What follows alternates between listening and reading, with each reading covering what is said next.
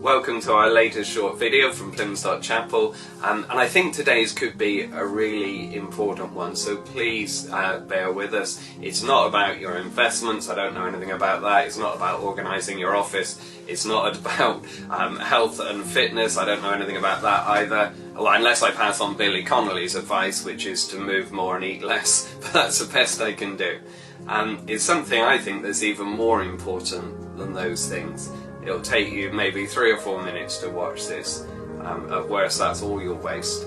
At best, it might make a real difference to your life. And I want to talk about a movie that Richard Linklater made, released back in 2014, called Boyhood. It won a number of awards, including Academy Awards, and it was filmed in 39 days, but those 39 days were spread over 12 years. And it followed the life of a character called Mason Jr., who starts as a 6-year-old and finishes up as an 18-year-old just going off to college.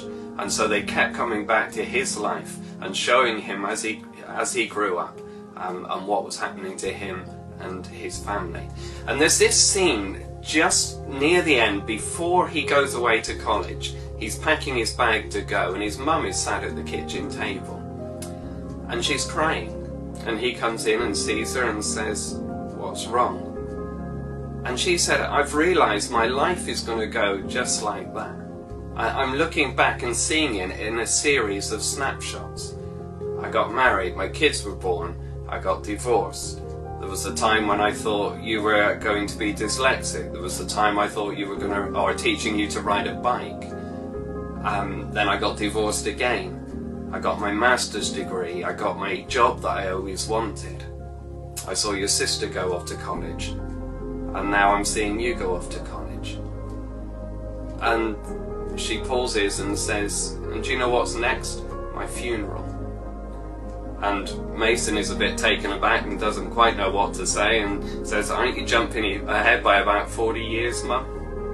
And it's this moment you can see Mum's shoulders sort of drop down, and she sighs and says this incredible line, "I just thought there would have been more. I just thought there would have been more."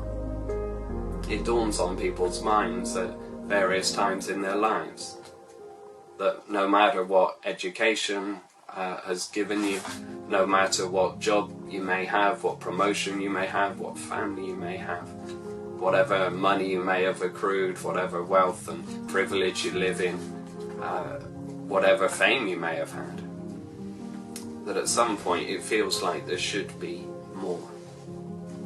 Jesus Christ came, and one of the most amazing things he said was this: "I have come that you may have life and have it in its fullest, or have it in abundance, that you may have an abundant life." As Creator, as God, He knows what we need, what we are designed for. He knows how we can find that more for our lives. And that is what He offers, that is what He gives: fulfillment, purpose, meaning. Augustine lived hundreds of years ago. He was a great Christian thinker. And he prayed simply one day, "O Lord, my heart will not find rest until it finds rest in you." Rest in you, fulfillment in Christ. And that's something that no degree, no promotion, no lottery win, no relationship can ever give to us. I've literally come a few minutes ago from taking a funeral service. A stark reminder that for all of us, however rich or poor or successful or not we may be with our lives, they end here on earth in the way that we know. I hope you don't leave it until too late to look back and say, "I thought there would have been more." Find Jesus Christ now. He will give you what nobody else can. Seek Him, find Him, He'll change your life. Thank you for listening today. God bless you.